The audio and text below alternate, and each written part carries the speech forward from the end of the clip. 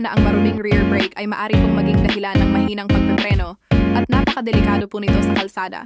And ito po, meron po tayong unit dito na Honda Click. Lilinisan po natin yung preno nito sa likod. Tara, samahan niyo po ako. At ito guys, kung makikita niyo po, napakadumi na ng kanyang brake shoe. Kaya lilinisan na po natin ito gamit ang ultrasonic. And ito rin po yung pinagkakabitan ng kanyang brake shoe. Sobrang kapal na po ng dumi, kaya lilinisan na rin po natin yan. At ito po, inuumpisahan na pong i-brush ng mechanic natin.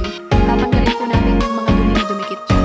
Isinasama rin po pala natin ito sa paglilinis guys, para po di kapitan ng dumi yung nilinisan nating brake shoe.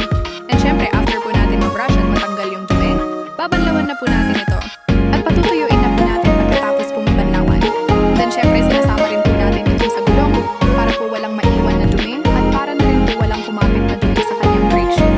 At pagkatapos po natin malinisan lahat ng iyon, babalikan na po natin yung brake shoe na ibinabad po natin sa ating ultrasonic para mabanlawan.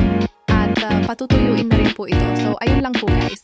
Palagi po ninyong tatandaan na ang malinis na preno, mas matibay po ang kapit at mas magiging ligtas pa po tayo sa bawat biyahe po natin.